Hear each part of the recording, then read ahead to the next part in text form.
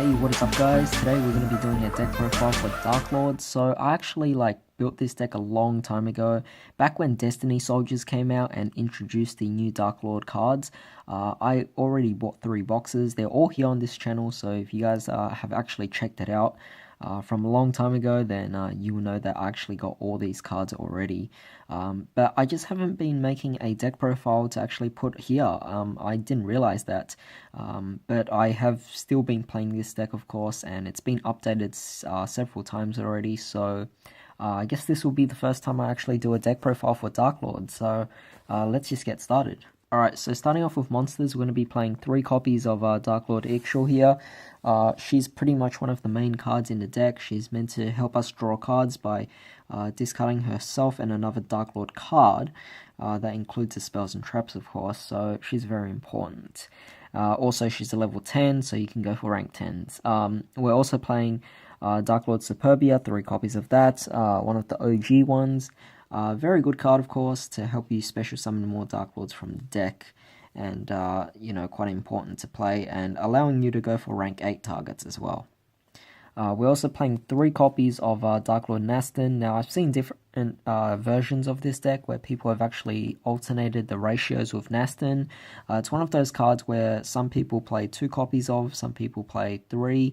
I'm deciding to actually play 3 of them.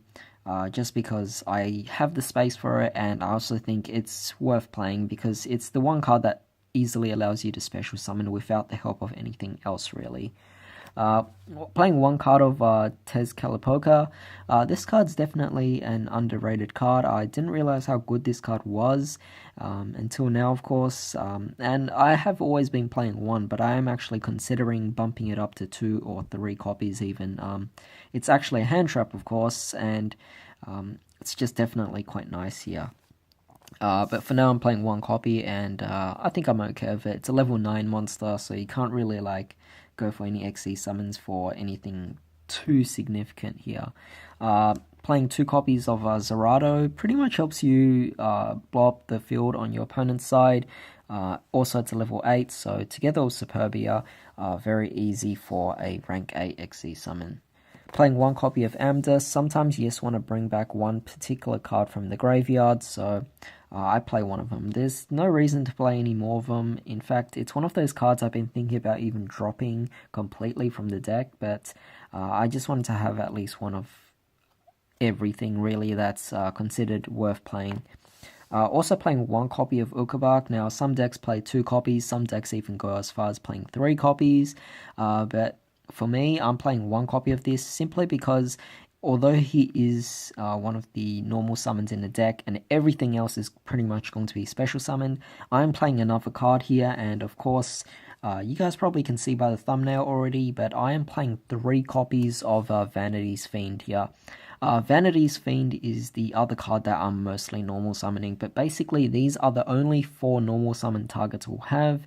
Ukabak doesn't really have too much utility in this particular version, because we most likely want to special summon the bigger ones, and then we tribute them out to bring out Vanities. That way we can lock out our opponents, but it works well with this particular version, and I'm pretty much liking playing even 3 copies of Vanities right now. But that's it for the monsters. Now let's move on to the spells. Alright, so for spells, we're playing 3 copies of Darklord Contact. Obviously, this card acts as the Monster Reborn, and together with Darklord Superbia, definitely a great combo to go for there as well. So, not much to explain from there. It is a Darklord card, of course, so most of the Darklords can activate their effects on that.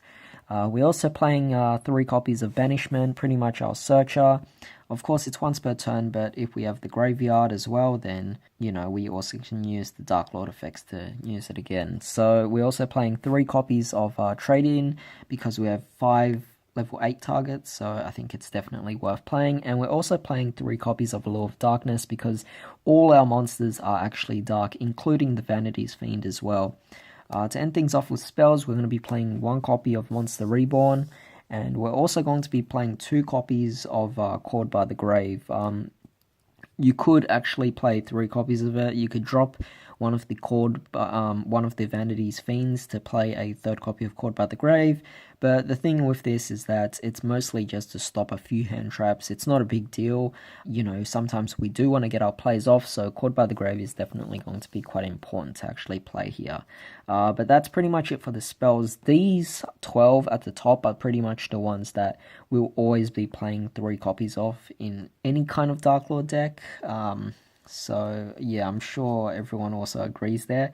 For traps, we're playing 2 copies of Darklord Rebellion. We're also going to be playing 2 copies of Darklord Enchantment, and we're also going to be playing 2 copies of the Sanctified Darklord.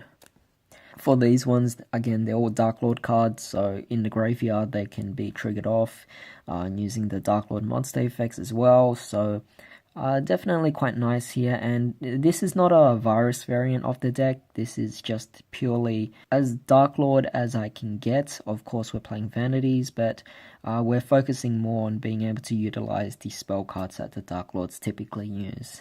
We're also playing 1 copy of Back to the Front and 1 copy of Call of the Haunted. I would actually take out the Call of the Haunted and play Back to the Front instead, because Call of the Haunted, if your opponent even destroys this, then you lose your target. Whereas Back to the Front, it guarantees you bring it back or bring something out regardless if this is destroyed or not. And you mostly just want to bring it out to tribute summon to bring out your Vanity's Fiend from your hand. So yeah, if I had a second copy of Back to the Front, I would probably put that in over the Call of the Haunted instead, but for now I'm just playing it there. Yeah, this is pretty much it for the main deck, so let's move on to the extra deck. Alright, so for the extra deck, it's pretty much up to you on this one, because the extra deck is pretty much just a utility. You can go for rank 8s, rank 10s, whatever. So we're playing the new Super Dreadnought Rail Cannon Juggernaut Libe. This card is obviously the one that allows you to just rank up from a previous rank 10 Xyz Machine Monster. So definitely a fun card to go into. It's a 4k beat stick, so if you're actually having trouble at times, then this card will definitely come to the rescue. And the effect is also pretty nifty as well.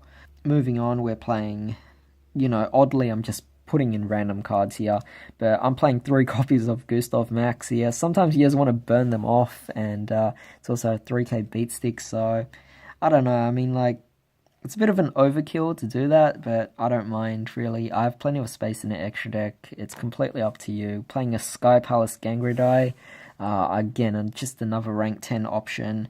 Also playing a number 81 Super Dreadnought Rail Cannon Super Dora.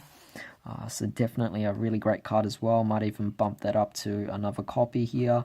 But of course we're also playing rank 8. So we're playing a Tachyon Dragon.